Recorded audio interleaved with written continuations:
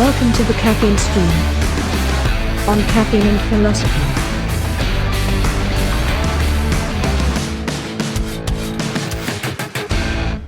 All right, hello everyone, and welcome to the fourth episode of the Caffeine Stream. I'm Chris, aka CB Robertson, and today I have a very special guest by the name of Ben Brower. Ben is a blacksmith. First of all, you can find him on Instagram at Pitch Black Forge, or his website pitchblackforge.com, where he makes all kinds of cool stuff, especially the Gaijin Shuriken and the push dagger, in my opinion. But Ben also spent a long time in the anarcho-primitivist world, or at least some time exploring there personally and living the life. And in anticipation of talking about anarcho-primitivism and transhumanism and their their philosophical origins and in their relationship with each other, I ended up spending some time chatting with Ben, and I thought he would be a fantastic guest to bring on and talk about this very important matter with someone who's actually lived it and done it since the 90s. So we didn't end up talking about technology specifically, perhaps as much as we could have, though I think we'll have left enough resources for people to dive into the matter on their own and to make the sort of explore the criticisms of technology and industrial technology in particular for yourselves. But we do talk a fair bit about the political left-right distinctions, and especially the left-wing origins of the anarcho-primitivist movement and its aesthetic origins, perhaps in the New Left campus radical movement. It's a very interesting subject because there do seem to be two different strains of anarcho-primitivism. There's a left-wing strain and the right-wing strain, and we didn't get to this distinction, but perhaps the right-wing version is better understood as just primitivism and not anarcho-primitivism. But anyways, that seems like enough introduction for now, so without further ado, we'll dive into the conversation. All right. We're good. Should be live. All right, I am here with Ben Brower, and we're here to talk about anarcho-primitivism and possibly a few other things. Inevitably, a few other things. Inevitably, yes. Yeah. Now, I had been, looking into anarcho-primitivism for a little while. I started looking at transhumanism, and anarcho-primitivism was the sort of inevitable counter response to that. But there was recently a very, very good interview on the Tim Ferriss podcast. I forget the gentleman he was talking to. I'm sure it'll come to me later, but he was saying that the future of politics is going to be not Republican versus Democrat, but transhumanist versus anarcho-primitivist.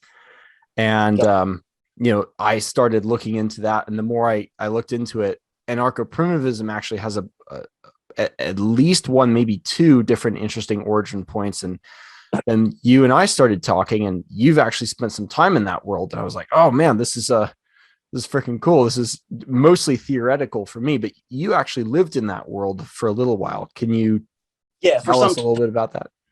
For some time. I come out of, late teens, early 20s. I got involved in anarcho-punk, like just straight out of punk rock and hardcore.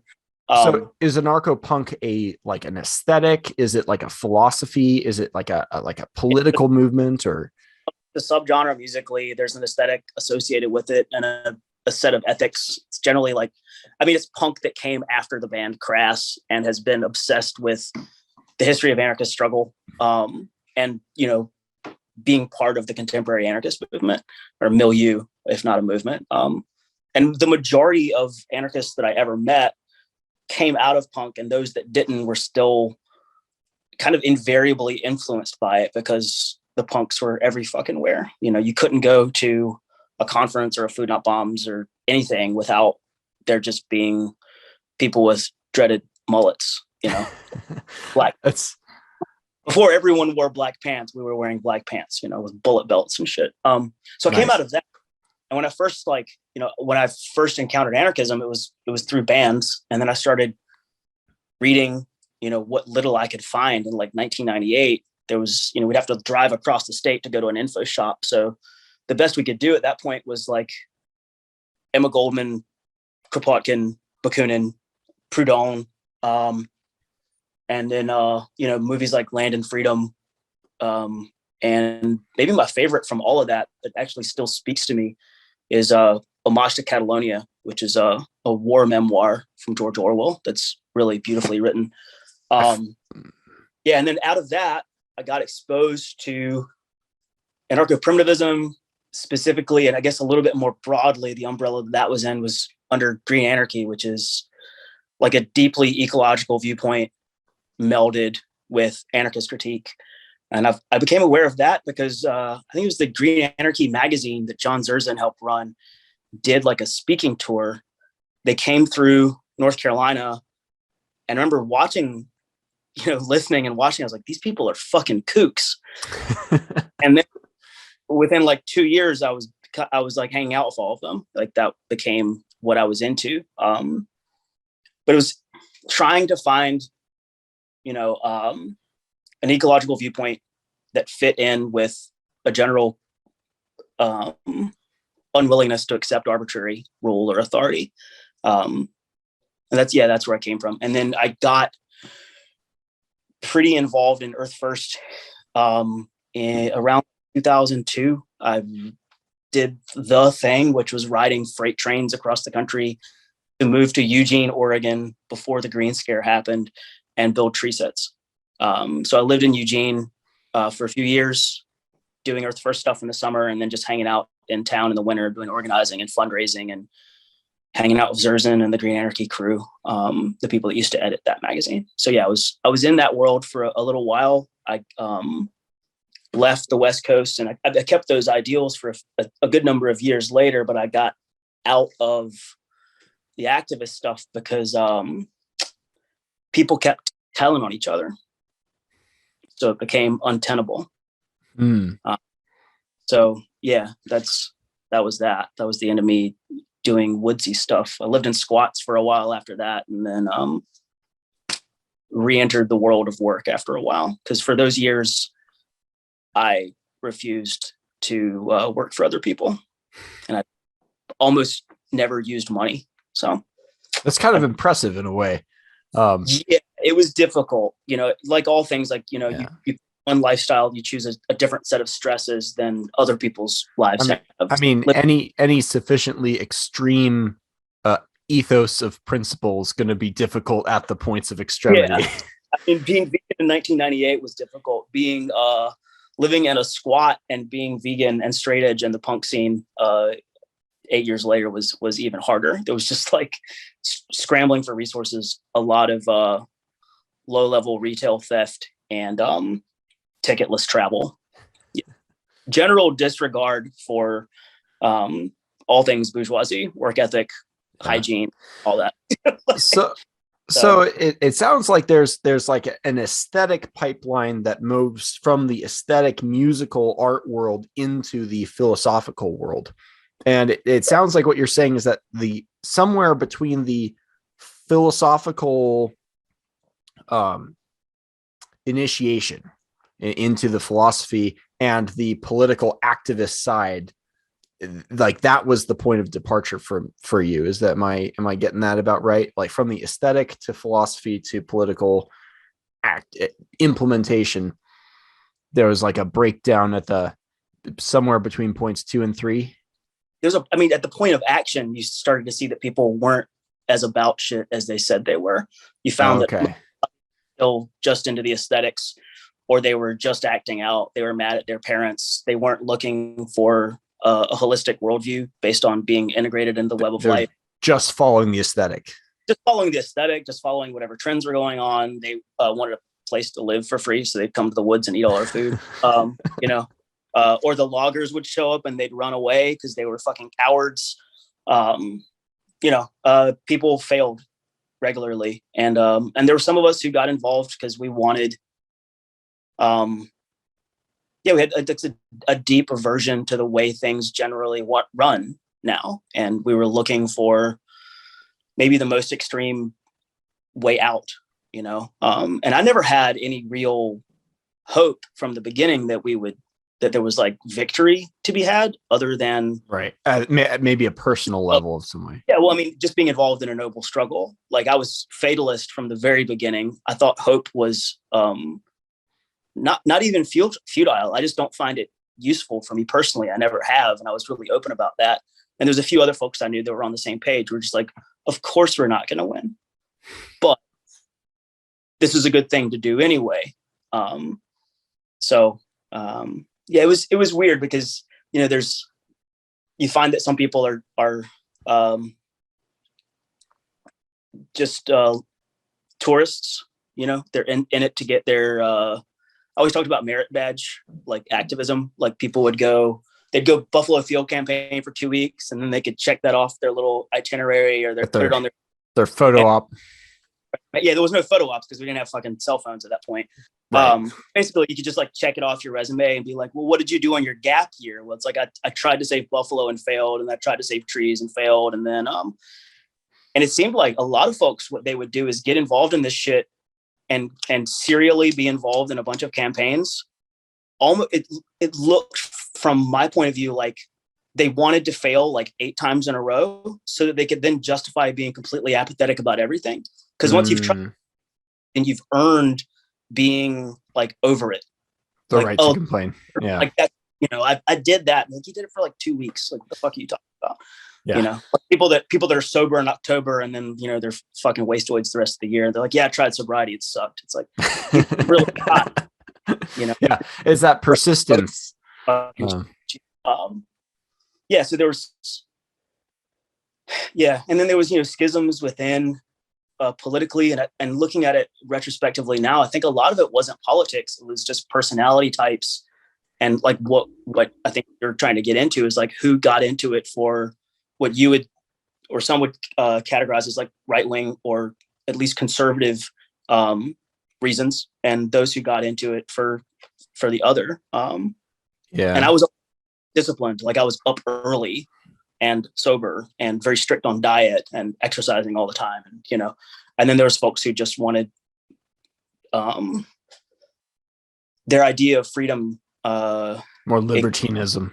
It's like freedom of responsibility, freedom from, you know, like, yeah, like we would leave I remember at one point, like, there was a bunch of us who were bottom lining this campaign, and we just got burnt out for a little bit, and we went to town for a week. Like, I hadn't been in a car or been in town, like out of the woods, for like 3 months.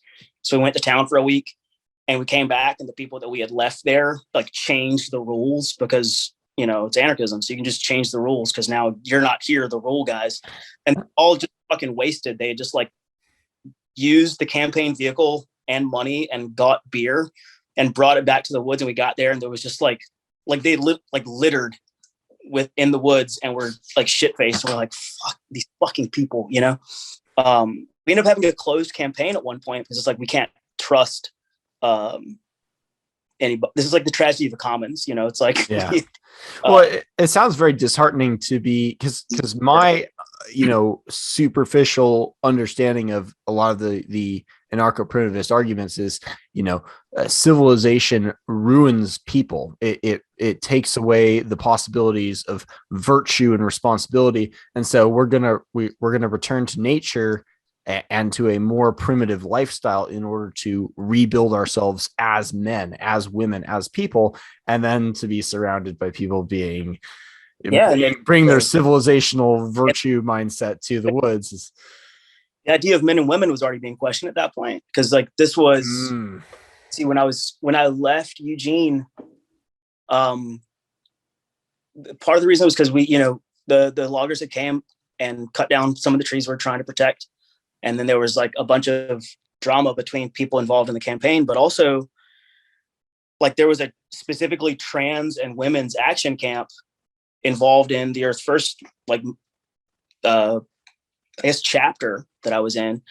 And they decided that they needed a separate place to be like safe from male identified people. It's male gaze.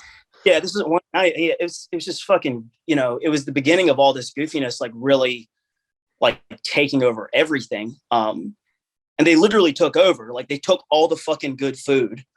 Like only people who are fairly strong can pull back a 60 or 70 pound compound bow and shoot arrows up into trees that we'd throw a fishing line over a tree branch 100 feet up with a bow, and then we'd through a series of mechanization, like machinations, we'd pull over a climbing line and get 140 feet up in a tree. There was only one woman I ever met who could use one of these fucking bows, so we had a couple crossbows for people that weren't that strong. They took all the fucking crossbows, so then all the women had to go there in order to be able to accomplish anything. They took the fuck over. And instead of like trail maintenance, so we didn't call it erosion, and building tree sits and doing campaign stuff in town, they wanted to sit around and talk about Z and Zer and them and all that shit. That was happening like 18 years ago in my life. And it took up an outrageous amount of time and calories. Sounds like kind of ideological parasitism. It's like, oh, here's a movement that's beginning to take off. I'll bring my own little pet ideology that isn't getting as much traction, and I'm gonna to ride the coattails as best I can. Yeah, these are people who needed therapy. They, and I would tell people that, like, you need to fucking go back to town and do town stuff, like talk to somebody about your problems. We're trying to get work done here. And the same sort of ideological stuff, like, inserted itself into the more theoretical end, like the journals, the magazines and stuff as well, because First started talking about border stuff way more. Talking about like, well, the border wall does actually have really serious implications for wildlife migration, but they were talking about human migration to talk about there's endless articles on pronoun stuff, on queer liberation, and it became less and less about deep ecology and more about really specifically human problems and very modern problems, and they wanted to import like, there's like two-spirit people and like one, in Lakota have two-spirit people. So now we're going to like transpose that onto all, indigenous people everywhere. It's just like bad anthropology, bad philosophy, bad, all sorts of shit all over the place. And it became, personally really untenable. So, I think there's probably going to be some people listening to this conversation for whom anarcho-primitivism is like a new term. So we've talked a little bit, we've alluded to the philosophy a little bit, but but before it got sort of infiltrated and cannibalized, what was the good stuff? You mentioned John Zerzan, and before I hit record here, unfortunately, we were talking about Ted Kaczynski, Jacques Ellul. I'm sure I'm mispronouncing that. I like to bring up J.R.R. Tolkien because he was sort of a early OG anarcho-primitivist of sorts. We named our tree sits after Tolkien stuff. Oh, nice. Yeah, we would talk about like people coming into the woods and hacking and hewing. We referred to it as orc mischief. Literally, like jokes about this like forever ago. We all came from. Well, for those who don't know, Isengard is Old Anglo-Saxon for iron yard. The whole idea of Isengard is like it's a mythical depiction of the horrors of the industrial society in Britain, and Somme too. Where Tolkien was at one point. Smoldering rubble. But yeah, we were making Tolkien jokes like that long ago. But the good stuff, Zerzan lived in Eugene. He's an author. He's still around, I guess, in some capacity. The last I had heard anything from him, he had gotten just way more friendly with the lefties. He got famous for people outside of the milieu for being in contact with Ted Kaczynski after his arrest and being briefly his media liaison. There was a parting of ways with Uncle Ted not long after that. And we were calling him Uncle Ted literally 20 years ago. And now that's a thing that the Pine Tree Gang says. I'm like, this is so fucking weird. Because me and like 20 other random, like very specific people were calling him this. And now it's like it's in the popular imagination. So yeah, Jacques Ellul wrote a book called The Technological Society that Kaczynski was heavily influenced by. And it's hard to like parse out where all of it comes from source material wise.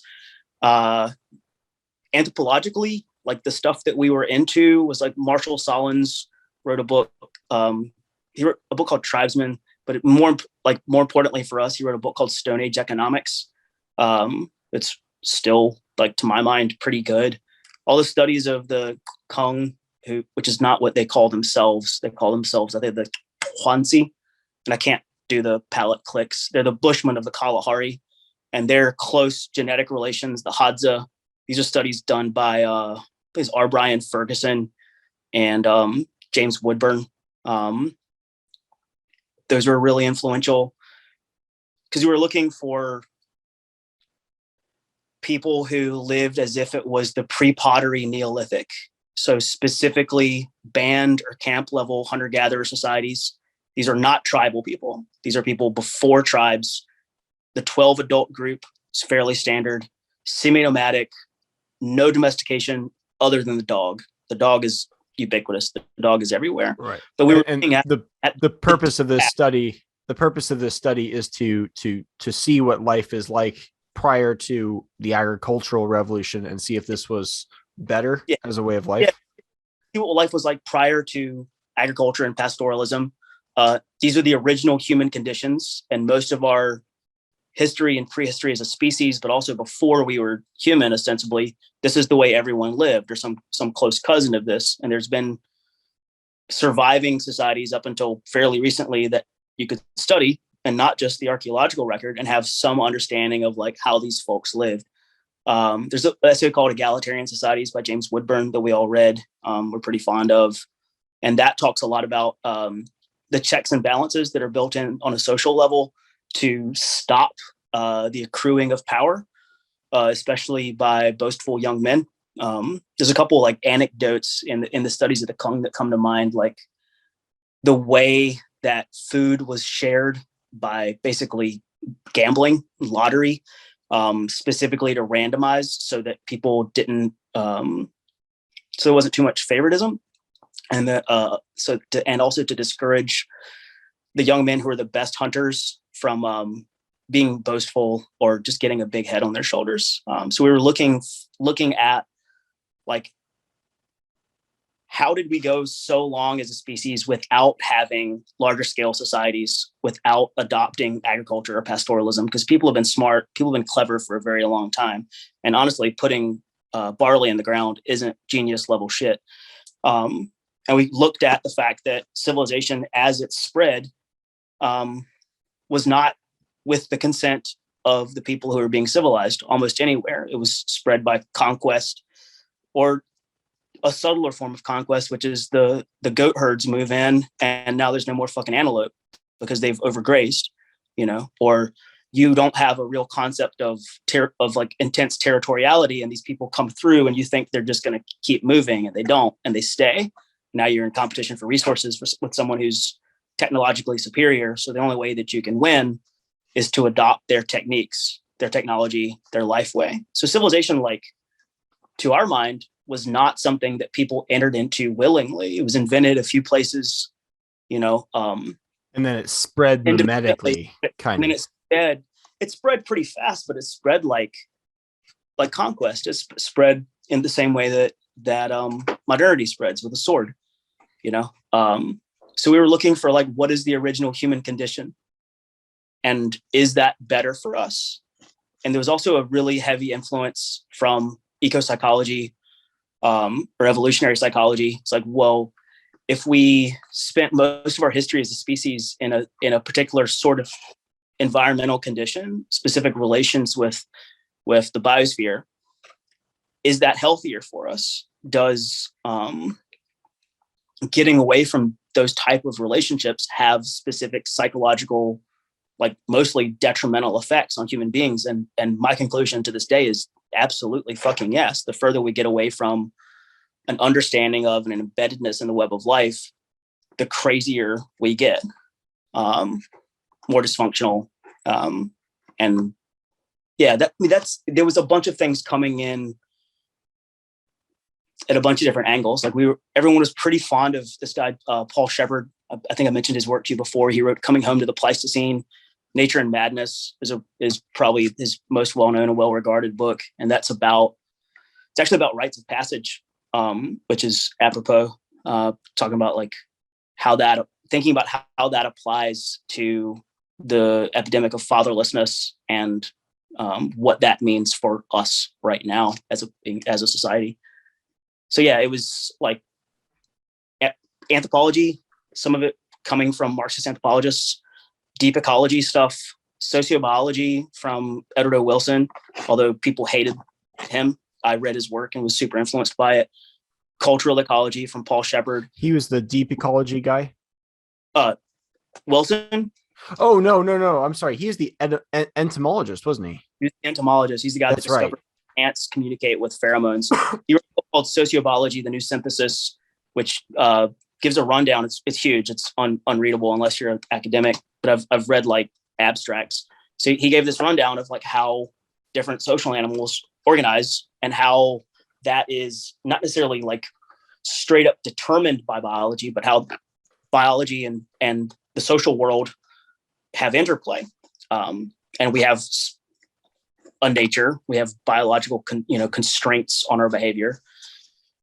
And everyone was fine with chapters A through almost Z. And then the last chapter was about people. And, you can't say that people's behavior is determined by biology or somebody's going to get butthurt. So, yeah, right. I was influenced by his work. He wrote a book called On Human Nature that was excellent. So the influence was from all over the place. And then for me, I was always into looking at the subcultural roots of the punk rock scene that I came from, the Back to the Land movement, like hippies, nature boys.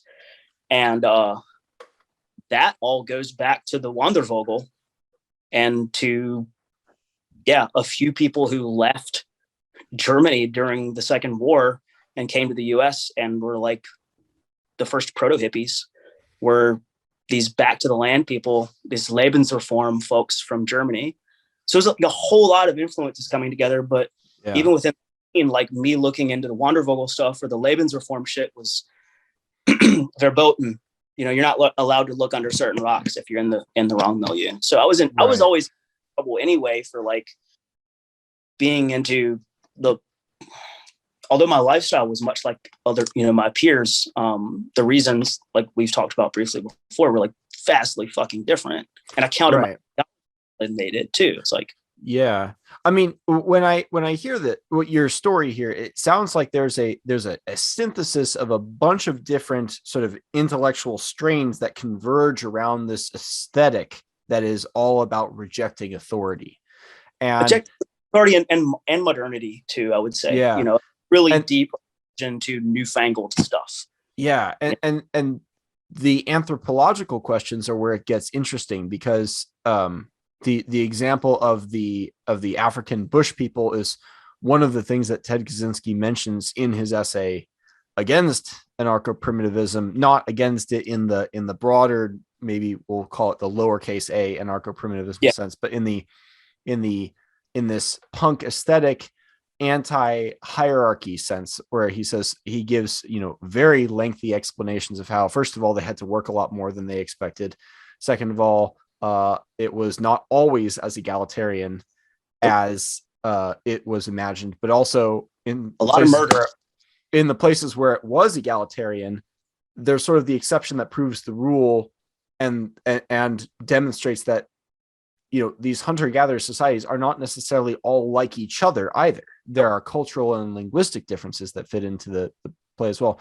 And differences too, like things that, and that applies even to this day. Like if you look at like what Thomas Sowell has said about like the reason there's never been a high civilization in sub-Saharan Africa, it's because it's on a fucking mesa, the whole continent.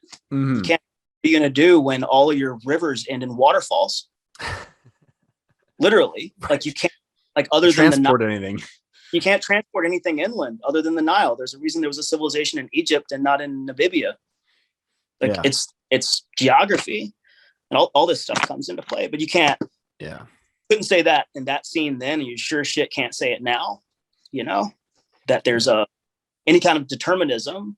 Well, I mean, there's this my impression was that Jared Diamond made it all about, or at least tried to make it all about geography, so that it could be an assertion that like these people aren't fundamentally different. It's just geography.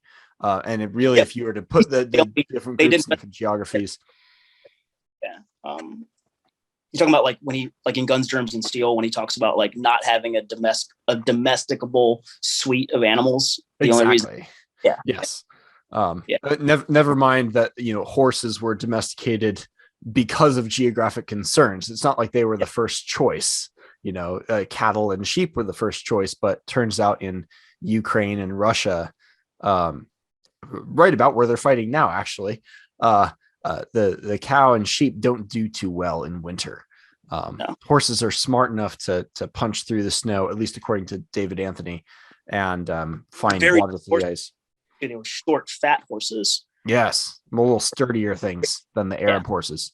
They were more like Bill the pony from Lord of the Right.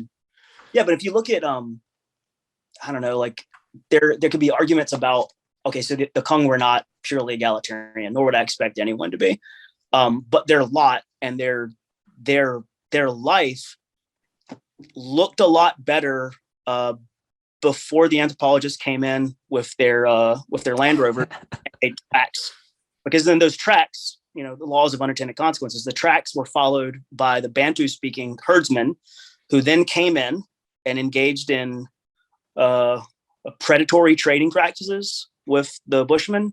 And within a generation, most of the Bushmen were working for the herdsmen. So their culture destroyed, like as an accident. The anthropologists, not destroyed, but severely compromised. But at the hands not of like the Europeans, but the people that actually like on the ground fucked their life up in real time using the white man's roads were black people, which is it's like the anthropological Heisenberg effect, except they conclude the opposite of what they see. Yeah. There's so many things about this that are uncomfortable for people to look at. Like if they just have like really specific leftist sentiments, like you can't talk about Bantu speakers like engaging in predatory practices with hunter gatherers and fucking their life up. And you also have to treat everyone in sub-Saharan Africa as if they're the same people when, the Bushmen and the Hadza are yellow skinned. They're like, yeah. Well, and as they have a different language, like they speak Chihuahuas, completely different history, but there's still this like totalizing thing from like the West, where you have to like think of everyone on the continent as being the fucking same, right? Like, well, and I think it was the Sports Gene, or one of these other books. It's fairly uncontroversial, I think, in the scientifically mature world, that Africa is the most genetically diverse place. There's more genetic diversity in Africa than there is in the rest of the world combined among humans, supposedly. If you were to put human beings into three genotypes, it would be the Hadza, the Kung, and the rest of us. Because they've been like isolated, as like genetic stock for fucking ever. Yeah. Evidently, like genotype wise, they are more different from us than we are. Like than my Northern European ancestral ass is from like Nelson Mandela. Yeah, and I'm not a believer in blank slateism, but I am enough of a believer in the adaptability of the human mind to be of the opinion that language is a bigger factor in culture than genetics. But even the languages are massively diverse among all these different people as well. So no matter what factor you choose, it's hard to extrapolate. Yeah, absolutely. So if anarcho-primitivism at this left-wing origin point, and we can talk about earlier origin points in a second here if I can take more of your time. Yeah, please do. It sounded like your story depicted a merging of the aesthetic punk music scene with an independent arising academic intellectual scene, and then they met each other, or did one come out of the other? I think they met each other, but I think they came out of kind of the same place too, because Zerzan came out of out of the New Left. He came out of like 60s campus radicalism. He would, okay. In his earlier days when he like college era, he was like on some Ken Kesey, Merry Pranksters shit, Abby Hoffman, like that kind of New Left, and even when I was involved in this scene, there were still like holdover people from the New Left who were around, like I remember seeing fucking, like the first anarchists I ever met that weren't punks were like Lorenzo Combora Irvin, who was a member of the Black Liberation Army and a Panther who like hijacked a fucking plane to Cuba. Like I, saw people from the Weather Underground speak. So there was always this kind of tension too between our strain and older generations of anarchists, between us and the social anarchists, and definitely between people that came from like the New Left. It's so when you say New Left, I hear like Marcuse. Is that the right? Definitely, Marcuse like had, yeah. I definitely had like friends, compatriots, or whatever that came from college philosophy programs that were all about, like one of my best friends at one point, his email address was One Dimensional Man at whatever, and that to me is like just a fucking affectation. It's the most, Marcuse is about the most useless shit on the planet. I can't imagine finding any common ground with his writing. Yeah. Well, it's interesting because, we were talking about this before I hit record, but it seems like there's a Rousseauian image of the pre-civilizational man that the left-wing origins of anarcho-primitivism are trying to achieve. And it's this, when I look at the anthropology, mostly criticisms of the anthropology, am I missing something, or is there a kind of lack of curiosity in trying to find out how things actually were? It feels as if they're trying to frame things and see what they want to see, especially from the Margaret Sanger school of anthropology, and the feminist injection there. And who is her Boaz? Was Boaz her mentor? I can't remember. There comes a point where it's just like, during a lot of this, I was too busy doing stuff. Right. That was one of the differences too. Is like I was reading these guys, but I was also busy trying to be in the woods or be outside of the economy or whatever. Right. Which is ostensibly what it's supposed to be about.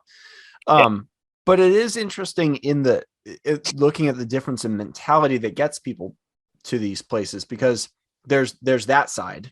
There's the Rousseau, Boaz Sanger, Zerzan left-wing origin point, it seems. And then there's a separate origin point, which I think is what we see with J.R.R. Tolkien and Ted Kaczynski, arguably, because he opens, for those who don't know, industrial society and its future with a long diatribe about over-socialized people, which he describes as mostly on the political left. Yes. And it's overly civilized, we would sometimes call. And dainty. I don't agree with the majority of his argument about technology and its effect on the human power cycle, but the socialization and over socialization part was just golden. Especially my wife was homeschooled growing up, and so we heard all the kinds of arguments about under socialization, and spending enough time around people who didn't just go through public school system as I did, but who really developed their identity there outside of, say, extracurricular activities and martial arts and things like that. It's like you really begin to wonder if the real danger is the other side of that coin, the over socialization that Ted Kaczynski talks about, where they don't have any ability to think for themselves other than going with the socially advantageous consensus. And we see a little bit of that in especially politics, but also broader cultural issues today, I think. But I mean, even Kaczynski and someone as far back as J.R.R. Tolkien doesn't seem to be the origin of that so much as Martin Heidegger. I don't know if you've dug through that at all. I was sent his essay on the essence of technology. Since I've read any Heidegger, yeah, I was never I'm more into philosophy now than I ever was at that point. I definitely read a lot more now than I did back then. I was always a reader, but it's, you can only read so much. Yeah, and also how much Heidegger can you digest when you're a 22-year-old who refused to go to university and was busy trying to steal a fixed gear bicycle and ride across the country and have adventures. So I mean, the critical point as far as the philosophical origins go is that the left-wing side, from what you're describing, seems to be all about rejecting hierarchy and, if not authority outright, then at least arbitrary authority and rules. Whereas the right wing, the arbitrary, but some people rejected even the idea of how to do this. You don't. I'm going to show you. That was anathema to some of these people. Like I'm going to show you how to climb this tree using this knot. You are not hereby empowered to show other people how to do it because they will die. And then the next that person how to do it. That was much of what I experienced. But yeah, there's a lot of like just entitlement, that standard super super far left shit where you get to own anything, and there was a few of us who weren't on board with that, and we were the ones that were getting called fascists before anyone that were, because that's authoritarianism and hierarchy, right? Yeah. And I mean, I could have pushed a button and stopped population growth. I would have. Yeah. At that point, yeah. I mean, I got a vasectomy when I was 22 because I was militantly opposed to breeding. Oh, interesting. Okay. Yeah. Ostensibly, that was my reason. That was my reason as I understood it at that point. Looking back, I have a different idea about my psychology at that point. But that was my stated. Oh, that was proximal. Yeah. Explanation. Ultimate. What's your retrospective theory now? Oh, it's more about like my childhood, like being shitty and the world, being, like, traumatizes people. And also like being convinced that I was never going to find a woman who would be a good mother. Yeah, that's very different than, I think, bringing a child into this world is fucked up. But people do all sorts of things with motives that they think they understand. And then 10 years pass and you get a little self-awareness and you realize, like, I actually wasn't doing it for that reason at all. Yeah, that's why I think it's interesting that you've begun with the whole aesthetic punk music scene first. And then it's like the aesthetic finds the philosophy that explains its taste and its desires. And it's going to be drawn to a severe aesthetic because there's something in them that is seeking. And then there's into it for juvenile provocation. Right. Well, and I the further I've gone into philosophy, the easier it is to feel like almost all philosophy is like that. People have innate inclinations, and you can find a strong-ish philosophical argument to support you. You can steal a lot of really shitty ideas if you want to. Oh yeah, or decisions. But this ties into like the idea that humans aren't rational. Right. Well, at least we're like the understanding of what we mean when we say rational can be a little naive. Like we're not rational in the way that Spock is, and maybe we would be dumber if we were that rational. I mean, try going on a diet. You'll find out how much you are the master of your own. Oh yeah. Shit. Whatever. Yeah. But try any new discipline, and you'll find out how much your cognition and your rational mind is worth.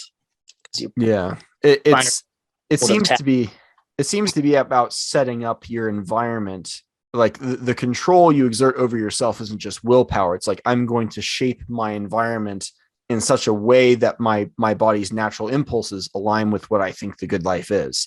So it's like, if I want to quit drinking alcohol, it's not enough for me to go shopping and walk by the alcohol aisle and just, I'm just not going to do it. I'm going to make arrangements so that I don't even have to be close to it. And my environment is such that I'm not tempted, which makes a compelling case for anarcho-primitivism as a lifestyle in a broader sense. But or other, like the guy who has an X tattooed on his throat. Like that's how, like if I ever have a drink now, I've got a lot of crow to eat, because I've got a huge straight edge tattoo that everyone sees every day of my life. So yeah, I mean, some of us are just like stuff, but as far as like the motivation for getting into that scene in the first place, like I don't want to project bad faith onto a lot of my friends, some of whom are still my friends, or some of whom are kind of where I'm at in life now, and some of whom stayed in that milieu and we're still buddies, because there are definitely people acting in good faith in that world, whether they have like kind of a left or right approach to this, that are honestly looking for something better than what the standard reality is offering them, you know. For sure. And they might not do things the same way that I would, but when I was, you know, I got into all this radical politics stuff, one of the first things I got into was being vegan, and not for the reasons that a lot of people would think of. It's like, it's, you know, because if you look at like manosphere, right-wing shit right now, and you talk about veganism, like anything environmental, meat, like, oh, you're raw liver. Yeah, but it's like, well, look at factory farming and tell me it isn't a sin against the natural order. You know, look at Britches the monkey. Like, you can say it's a sin against small farmers. I could say that, like, maybe sewing an animal's eyes shut at birth so that you can see what it's like having been deprived of sight. Like, tie it into Tolkien here for a second. To destroy a thing in order to understand it is to leave the path of wisdom. There's Gandalf. That's against a lot of things. That isn't only against technology. That's against a lot of things. And you know, I still agree that a lot of the practices that we have, like technological practices, are sins. They are moral errors, and we are poorer because they exist. I don't know what to do about it. When you say it's a moral sin, I think you're tapping into a fairly broadly held sentiment, and you don't have to answer this if you don't have a good answer worked out. But can you is there an articulated framework for saying why that's a sin? Like Christians will say, oh, if it goes against God's commands, therefore it's a sin. Is there some deontological or virtue ethic worldview that explains and justifies why these things are bad, or is the intuitive feel sufficient? Is it just that feeling that there's something wrong with, you know, stuffing 8 chickens in 2 square feet or whatever? There's definitely the feeling, but also, I mean, all these conversations always go back to first principles. Yes. And I can say what I think the first principles are, but there's probably principles behind that are hard for me to parse out. We have to start somewhere. The deep ecology viewpoint is that the non-human world is not less than human. It exists for its own purposes. And it's essentially a religious standpoint, which is the critique that people like Murray Bookchin had, like the left end of the ecology stuff, the guy that like came up with social ecology. There's a really good polemic between him and Dave Foreman, one of the founders of Earth First. And Bookchin's whole critique was that deep ecology was essentially religious, because its first principle was that things can have value outside of the value that we place on them as human, like from our standpoint. Their ends, not merely means. Yes. To borrow from Kant. With their own trajectories that should be, you know, there's. So it's almost animist in a way. It's almost to treat things as they have dignity. Even non-human things have dignity. They have dignity and they have essence. And there's a point where your interactions with them deprive them of dignity. You know, it's like this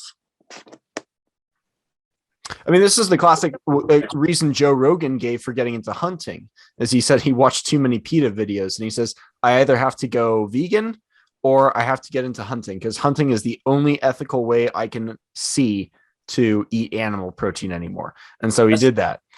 That's how I felt the whole time I was vegan. I was only vegan as a response to the current conditions. I was never, ever opposed to hunting. I was never opposed to hunting with a bow or even a gun, as long as it was a relationship. There's some involved. There's some, but there's something very I don't know, like I still hate bonsai trees. Like there's something fucking, something about like this like intense manipulation that I don't think is good for human beings, and it's definitely not good for the subject. Dare I ask your opinion on Bichons and Chihuahuas? What was it that Shepard called them? He called them goofies. I enjoy their presence. I know they're aberrations. They're not wolves. They're bad. I like stupid little dogs, but I don't have any illusions about them being like, biologically valid creature, viable creatures. I mean, how do you like state first principles, as a person who that isn't what I do for a living. I don't sit around and think about what my first principles are, but I think like allowing the non-human world to have like some dignity makes sense to me. It's like, okay, we can start with, well, it brings awe back into the world too. It brings a sense of relationship that I think even the people who are purely, pro-civilizational subjectivists. So I think of like Ayn Rand, who like hated nature and loved the city, is like, you still want to have, even people who are drawn in by that, broadly speaking, still want to be able to appreciate nature. And I'll bring in Heidegger's sort of right-wing position, which I don't think he was an anarcho-primitivist per se, but he had a sort of tendency that I think evolved into a right-wing version of it, which was less about, rejecting hierarchy, but it had to do with this deep fear of technology and its tendency to turn into standing resources everything it touched, including humans. And I think the biggest thing we're seeing with digital technology is turning our attention into a standing army of resource for other people to, fungible resources to be molded. It turns trees into timber to be built into whatever people want. And it turns everything into standing resources. And you can't have a relationship with that natural, organic, bottom-up network of the wild that we're a part of and that we express. That is the thing that made us human in the first place. Precisely. Yes. That space is the thing that made us human in the first place. And some recognition of that, I think, is in order. And you can either say that the non-human world is worthy of consideration, or you can say it isn't. And Rand's would be that it's not worthy of consideration. Okay, like I don't even. It is a resource to be molded by human will. But if we're going to say that, say, non-human animals or that trees are worthy of consideration, the next question is how much. Mm-hmm. It's a real question. It's one to be wrestled with, and it's at different points I've had slightly different answers to that. But one of the first principles for me has always been that the world outside of my own experience, including the non-human world, is worthy of consideration, and it's valid apart from whatever I think of it. And I think a lot of things proceed from there. It's like, how fucking seriously are you going to take this stuff, and how much? I'm gonna quote Varg. It's hard to know pose a thing. You see a thing that looks ugly, a thing that looks to be only about turning living subjects into objects, and what do you do about it? Well, and it becomes something of a question of perspective too, because there are serious questions of the people in the cities see the world of nature as it's already objects. They're already objects. They're just not useful objects, which is like worse than, whereas the people, who spend more time in nature look at frickin' just a gravel lot in a city with a bunch of needles and some used condoms and shit on the ground.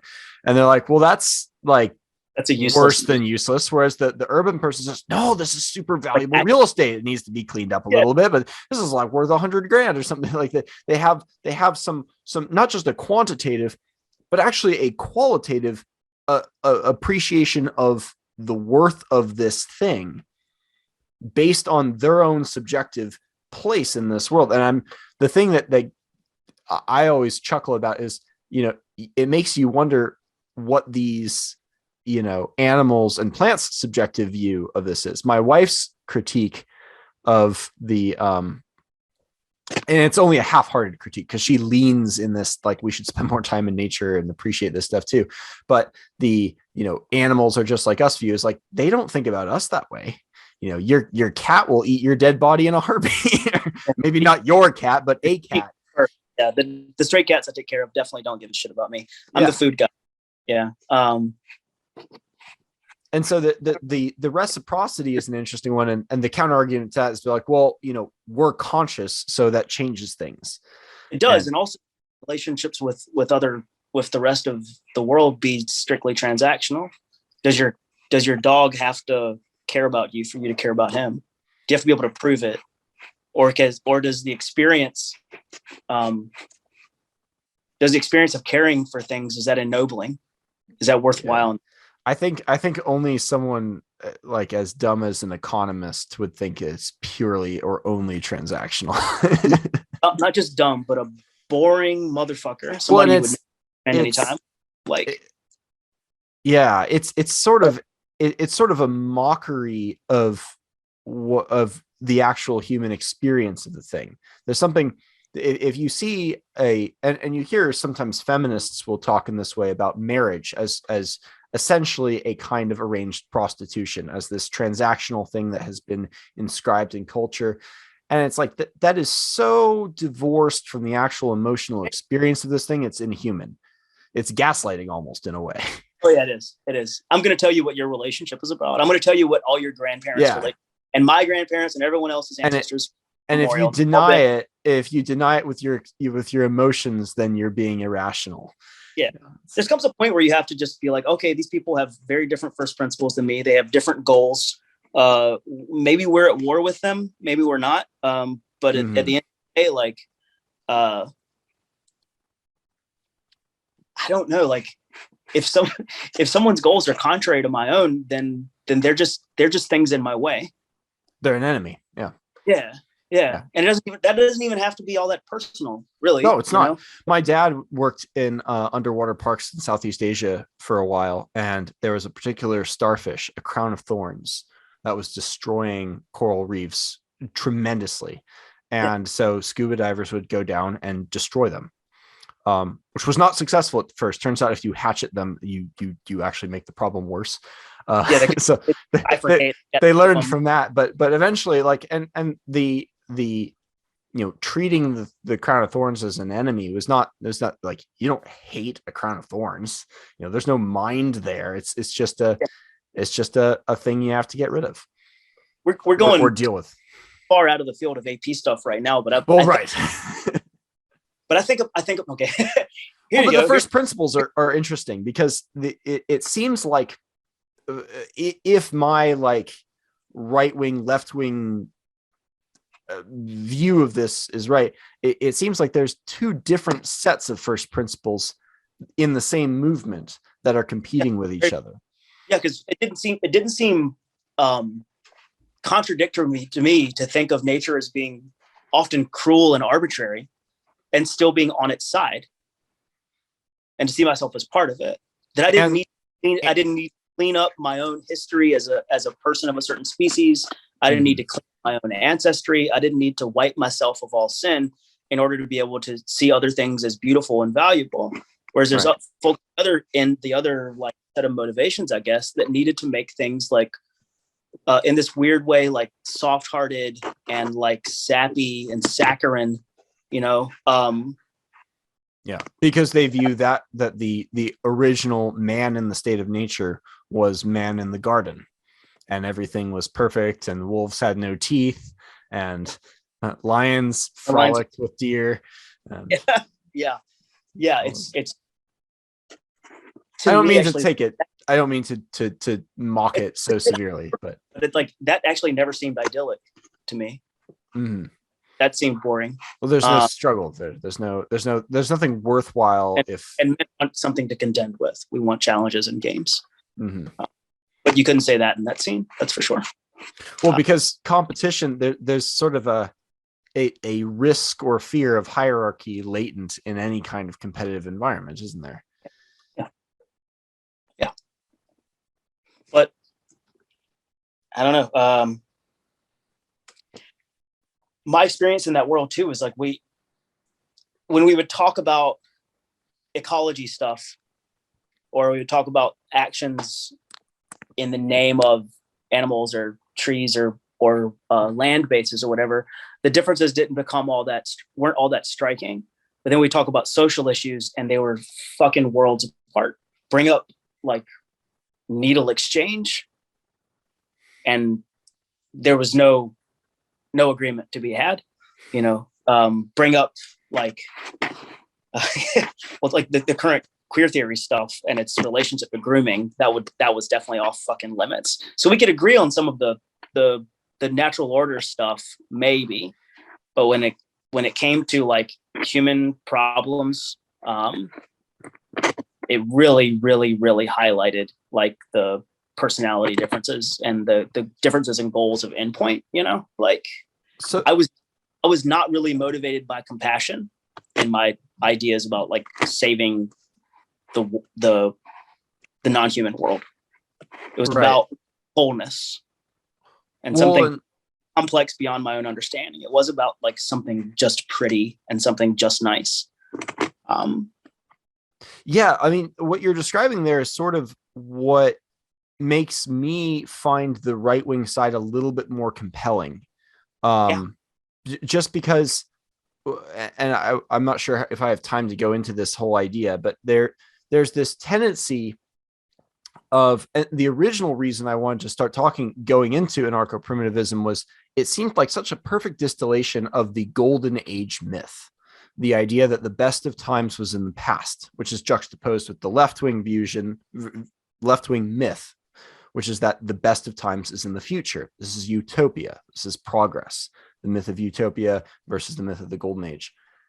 And it struck me when I realized, wait a second, if anarcho-primitivism is a predominantly left-wing movement, how does that fit in? Does that break the model?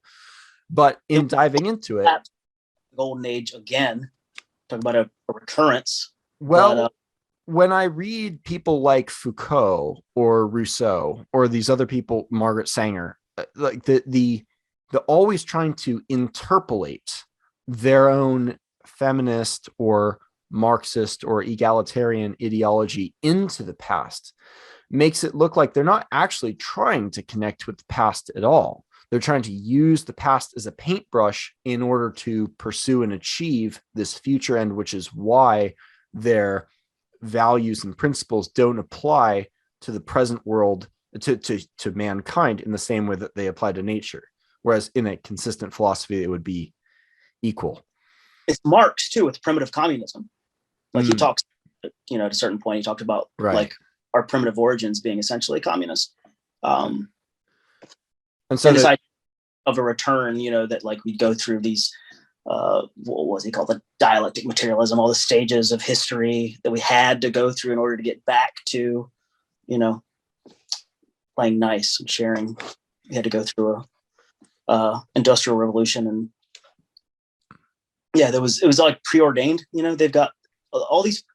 They believe in this Hegelian dialectical logic where every stage creates its own antithesis, and what that antithesis is predictable and logical, and so you can predict, because history is materialist. There is no spirit, there is no other cultural factors that can throw things off of your projections.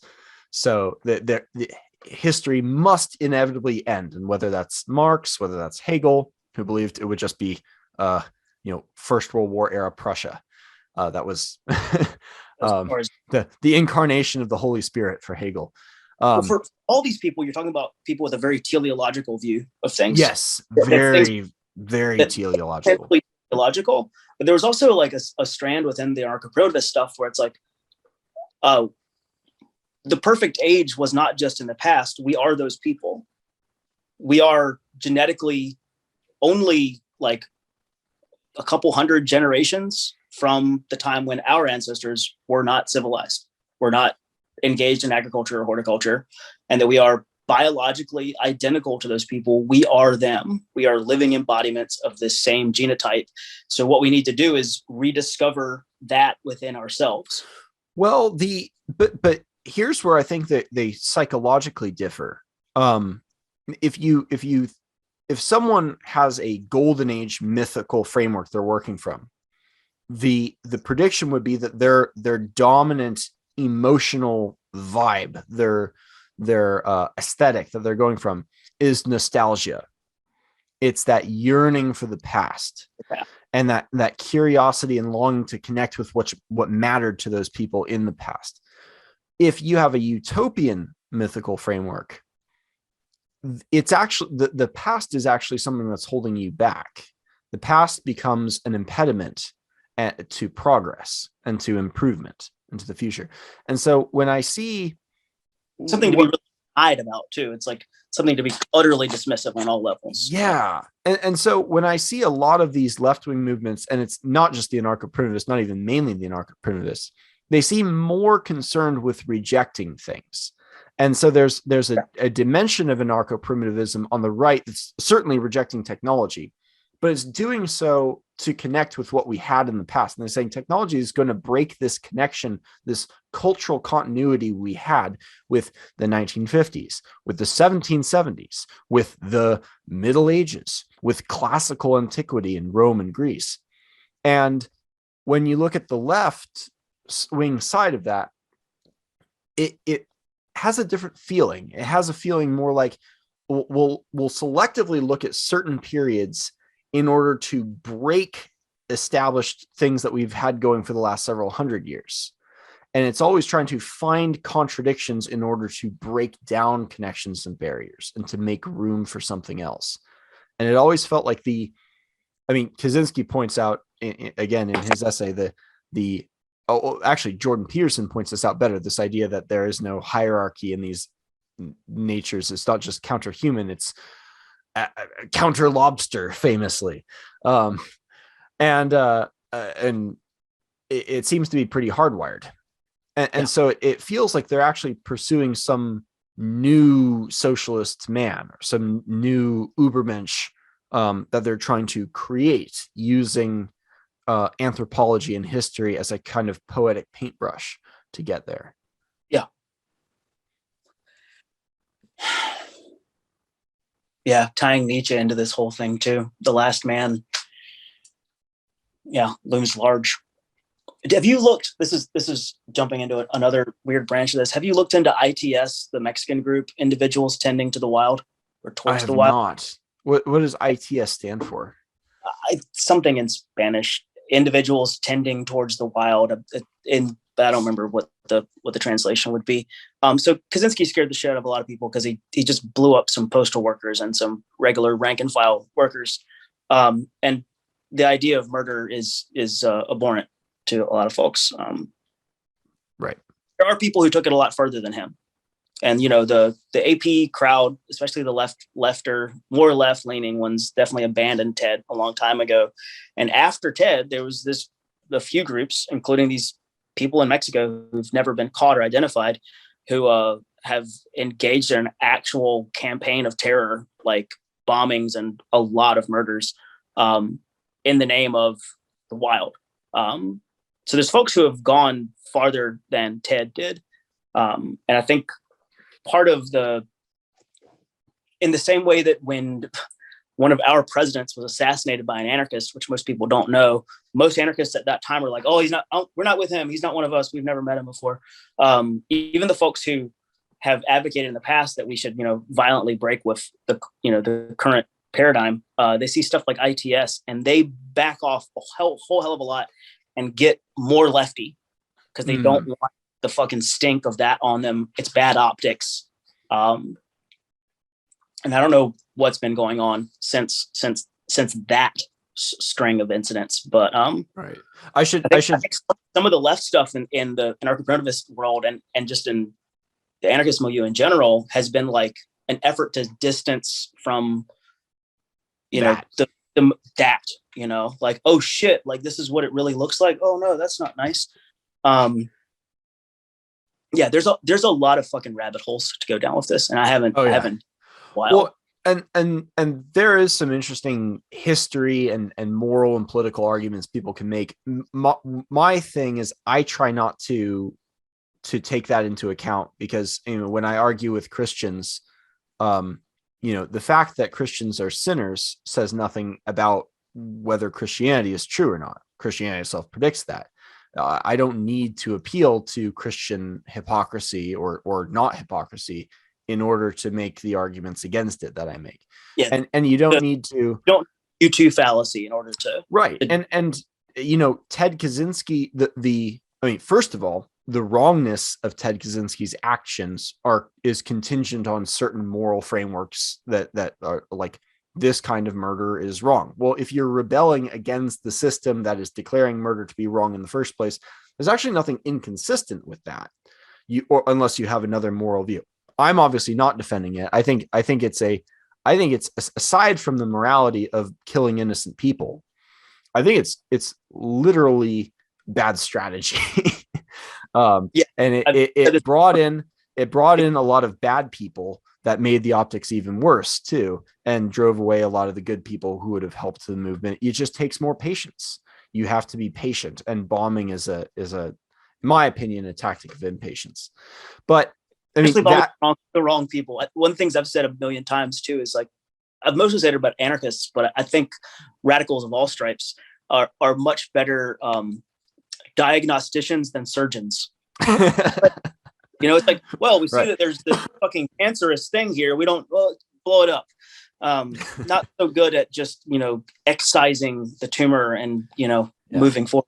Well, and it's also like, suppose Ted Kaczynski had never bombed anyone, or suppose he had killed 10,000 people with bombs or poison. Like, neither of those two eventualities would change the power or weakness of his arguments. And and I think the danger in avoiding the arguments because he killed people, for whatever we think of that morally or strategically, it all it does is it kicks the can down the road. Someone else is going to discover these arguments and take them seriously in the way that everyone else is not. And we've been seeing the effects of that in all kinds of different domains. And so people, it doesn't do any good to be squeamish philosophically. No. It's why his work was published in the first place. Didn't he demand it? Yeah, blow somebody else up. Yeah, so he got a full newspaper print. Yeah, massive. Here's a funny thing about how small the world is. I used to play horse, like basketball, with John Zerzan a long time ago, and one of my old friends from the hardcore scene is good friends with Ted's brother, the one that turned him in. So wow. I'm like 1 degree removed from, all the whole crew. Yeah, it's how fucking weird and small the world is. But yeah, his brother ratted him out because his writing style and some of his phrases he had used, I guess, at the day. And fingerprints, basically ideological fingerprints. I don't want to keep you too long, but I do have one last question. Sorry? I can yap forever. It's fine. Oh, no, you're good. I have one more question I want to ask you. And maybe this is a low ball or maybe this is a hard ball. I'm not sure which yet, but many of the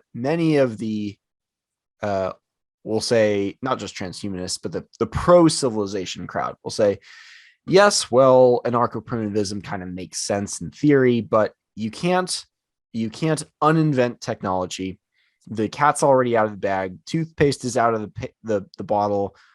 There's no way to go back. So give it up. It's a lost cause. And I guess you sort of already addressed this at the beginning. It was never about winning exactly, but as far as the political side of it, yeah.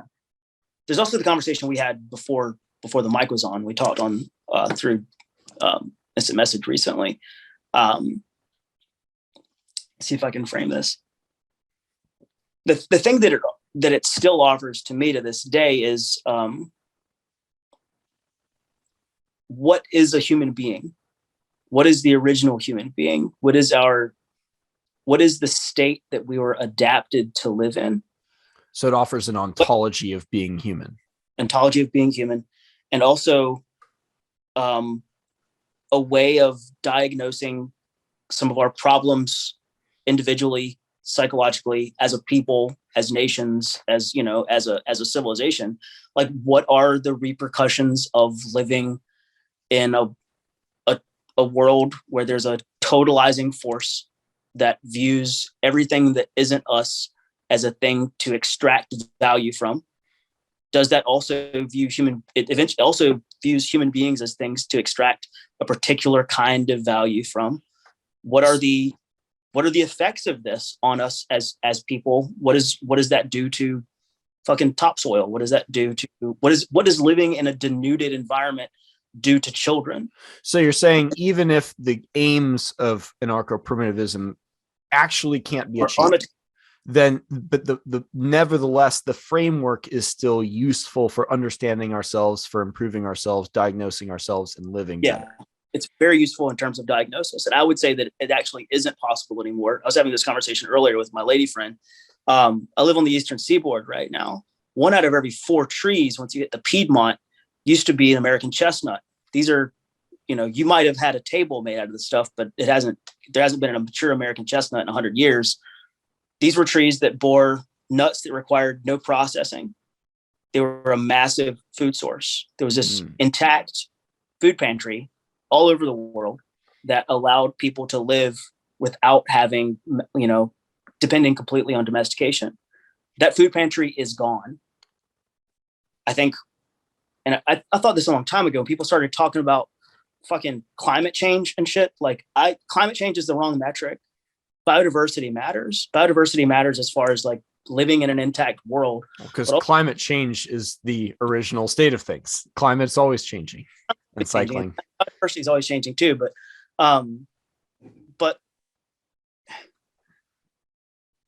there's we don't have not only is there not enough land to live in a non-civilized way for 7 billion people, which is whatever. But even if it was just me and you and our mates, we don't have the skill set, and we don't have an intact world to occupy anymore. We don't have an ecologically intact world to occupy. To me, that's incredibly sad.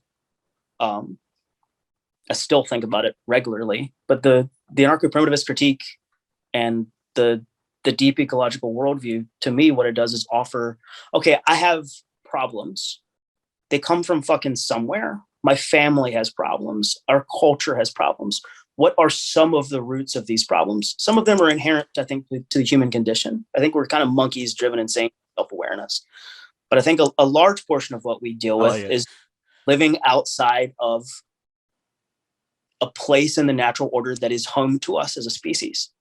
That is a real thing to be grappled with personally and as a culture, and as families. How do you raise children in a way that's healthy for small bipedal primates when everything is kind of set against that? That's the value of it for me, and I don't see that going away. And so it gives you a framework from which to an orientation that tells you which direction to move. Even if you never get to the North Pole, you can still move north. Yeah, and it might maybe not 1 mile a day. And it might not look like, well, I have to have like relationships with wild animals. Maybe it means like, well, my body is made came through like the crucible of like the Veld or fucking Northern Europe in the last ice age. So what is this body supposed to do? It's supposed to fucking move. It's probably supposed to run sometimes, pick up heavy shit. There's like practices that are available to us that are non-toxic, like not toxic mimics of ancestral behavior that can help to fill in the gaps that most of what the modern world offers us doesn't provide us, especially for people that are wired a certain way. Like, some people need adventure. Some people need violence. Some people need struggle, physical and otherwise. And if you have to, I don't know, you have to find healthy ways of engaging in those things, you know? Yeah, I don't know. It's, how do you oppose a thing? Yeah. Well, I mean, no, that's a pretty good answer. And the idea that the anarcho-primitivist ideal vision is impossible is not a critique as far as providing that ontology, that theory of what a human being is. Seems like as good of an answer as any, as far as to me, it points to like some practices that might be useful. Like I think meditation comes from hunting. Like I think there's a book by Christopher McDougall who I'm skeptical of this theory, but I also find it intriguing. The argument is that the empathy evolved from persistence hunting, because when you're tracking herd animals, their ability to disappear over hills or into bushes requires you to put yourself in their place, and you would get into a kind of trance, imagining, if I was the zebra, where would I run? And only after that did it extend to human relations, and it got applied in a more interpersonal way. Like I said, I'm skeptical of that origin story, but it feels like there's a grain of truth in application, whether, you know, the chicken hatched the egg first or the egg hatched the chicken. Yeah. I mean, I like this conversation about what to do with this critique more than I like what I was kind of harping on earlier, like what that world looked like. Cause that world, I haven't peeked into it for a long time, because it didn't have any utility for me after a little while. And this is on some no shit. You just take what's useful and you discard the rest, you know? Right. Very Musashi. Yeah. Well, Musashi plays into a lot of this stuff a lot. We could definitely start talking about, if we talk about like Yamamoto and Mishima and we're in danger of getting real far from the anarcho-primitivist ideal there. Yeah, but I think heroic ideals play in. I think that comes from hunting too. Anyway, yeah, I think the critique points towards like some solutions or some ways of adapting to a world that's like not set up to be healthy for us, you know. And maybe maybe it leads people to like fucking lift weights and go hunting and read philosophy. I don't know. Those seem like good ideas. I don't know how anarcho-primitivist it is to read philosophy, but I can definitely recommend the hunting from firsthand experience. Getting an elk, even a spike, is a very worthwhile experience, and even more than getting my own spike, helping my brother get his 6x6 up a 400-yard 45-degree slope was some of the hardest work I've ever done in my life, bar none. But B, just so satisfying, even for someone else, actually, especially for someone else's animals. And I think they're still working through that 295 pounds of meat. Yeah, it took them a couple of years.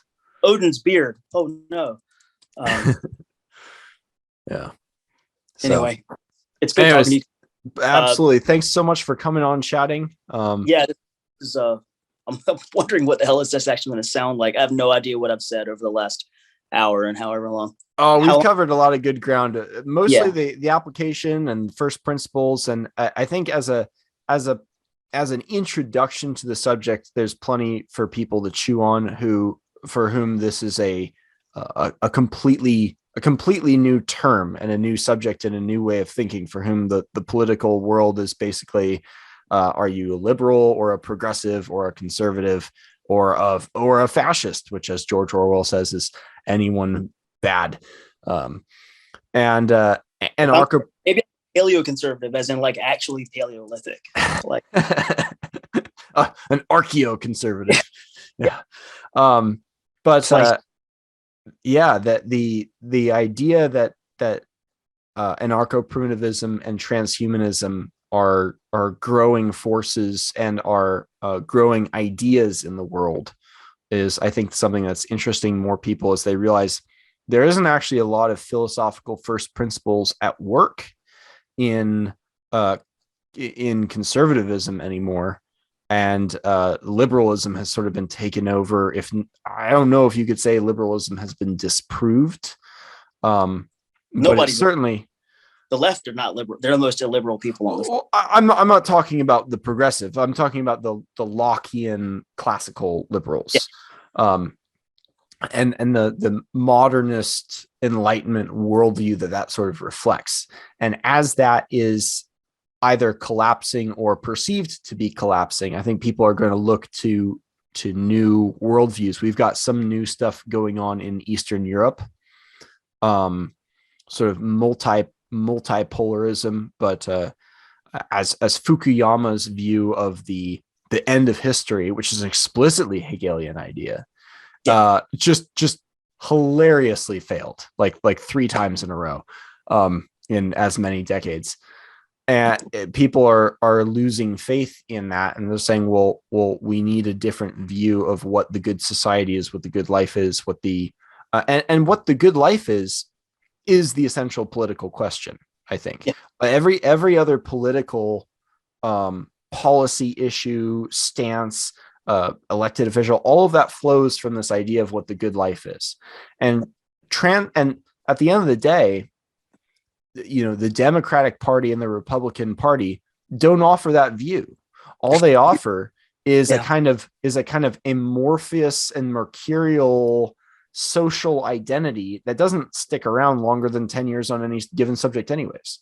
No. And so transhumanism on one side and anarcho-primitivism on the other offer a more stable and deep concept of what it means to be human and what the good life and the good society look like, that I think are going to get bigger in the coming decades. So I think it's important for people to really look into these things. I don't know, like to looking at anarcho-primitivism as an influence, at least. There's something about what the super lefty, the super progressive, the folks that are the trans activist folks, the fucking transhumanist people, the super postmodernists, what they've got the rest of us beat on is language games, redefining terms, being able to engage in like the worst kind of sophistry. And anyone who's opposed to them like needs to fucking buckle down and do some real thinking. We need to think about whether we actually need to answer them at all, because I don't think we don't have to answer or disprove any of their ideas. They're obviously fucking bad. But if you're going to engage with these people at all, you've got to have like a pretty fucking broad and deep well to draw from. So we need to start thinking about first principles and like be better at this than they are, because they've got like a 30 or 40 year fucking lead on us. Got a 100-year lead on us. Yeah, they're very broadly, because I'm not on the same team as a lot of people. I'm not trying to be on some like endless balkanization. I'm against everyone who disagrees with me on the tiniest thing. But like, right, those people are the fucking enemy. Like we need to be able to like outclass and outpace them. And we're doing a shit job of it at this point. We might be leading better lives than them, but I don't think there's a lot of great like debate skill going on our end. It's definitely a and some of that is the fault of insincere and inauthentic invitations to debate. So no one in their right mind is willing to debate these people anymore. So that's suicide. But you don't let your enemy pick the battleground. If you've read The Art of War, that right. shit. Right. But your point stands, and not all debates are on a stage or anything like that. No. It's a lot of it is. You're stumped by bad ideas. Somebody, even if the debate's in your head, somebody comes at you with something that, doesn't have legs. You need to be able to understand how to tear it apart, and that's understanding ecology. It's understanding fucking logic problems, like logical fallacies. It's like a pretty broad education you have to have. Yeah. At these people. As Aristotle famously said in Rhetoric, it's like it's ridiculous that people think it's a shame to be unable to defend yourself with your limbs, but don't feel the same way about being unable to defend yourself with words, when words are more unique to the human animal than the use of limbs. And it's a and there's a cost to not doing that. The cost with, not training is, maybe you don't look as hot for your Tinder date, or you can't move your piano by yourself. But the cost of all in one trip, right. But the cost of not being able to use your words is not just the former, date scenario with your lovely lady, but also you losing your culture and the things that you care about, which could include your environment, or it could include technology, or it could include the things of beauty that and connection with your past that you cherish that are now deemed evil by these arguments. You could lose your children to bad ideas that are waiting to infect them. Oh, absolutely. That's fucking terrifying. That's very, very real. It's happening to people all over the place right now. Kids are getting infected with shitty ideas and, mangling themselves. Yeah. So this is very real, and it might not look like something like deep ecology is the kind of thing you need to be aware of, but any tool in the toolbox, Well, and the important thing that I think James Lindsay is illustrating so well in his exploration of Marxism is, no matter which side of the debate you fall on, perhaps you're a transhumanist and think anarcho-primitivism is not just silly, but actually dangerous and holding people back. Or perhaps you think that you're, as an anarcho-primitivist, you think transhumanism is fucking evil and anti-human and is going to destroy us in favor of other, whatever Nick Bostrom called it, earth originating intelligent life, or the phrasing he used in his word, chthonic. There's a good word. Yeah. Coming from the earth inherently. Yeah. And he, like, whichever side you land on that, you gain nothing by taking a straw man understanding of the other side. No matter which side you're on, it serves your interest to have a steel man strong understanding of what's being said and argued. And in the dude's game of infinitely referencing things, Joseph Campbell said the man who understands one religion understands none. Yes. It's the same with any set of ideas. If you only understand your position, then you don't even know it. Very true. Very true. Which is originally why I had hoped to do an anarcho-primitivism and transhumanism in combination, but there's just so much going on here. There's so much going on here. I think it needs its own whole conversation, especially with someone who spent so much time participating in it. And I mean, that aesthetic musical origin is not something I would have known either. I would have just looked at someone like Zerzan or Rousseau. It's punk rock for me. Even the folks you wouldn't have known outright, you talk to them and it's like, well, what did you do when you were 18? Well, I was in a punk band, but it's also what was in the late 90s, what was the available counterculture. Hippies were over, and I mentioned this before. I think it was just before the mic turned on. Like, I mean, the roots of hippie in this country are from something older too, from the Lebensreform movement, from the Naturists and Wandervogel in Germany. Mm-hmm. Like, I think subculture and counterculture plays into this, like, all over the fucking place. Because even people like Zerzan came from the fucking New Left, which was counterculture. Right. It's not to be discounted. The number of people I know who are into, like, the kind of conversations we're having right now that happen to be black metal nerds is it's a high ratio. I think I know at least 2 black metal garage band guys who will probably listen to this often. So. Yeah, no. Aesthetics. There's a quote, something about aesthetics and policy. I think people could cite that. Yeah.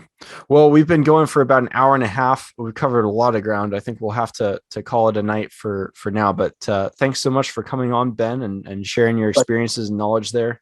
And I'll talk to you later. We'll chat later. Take care.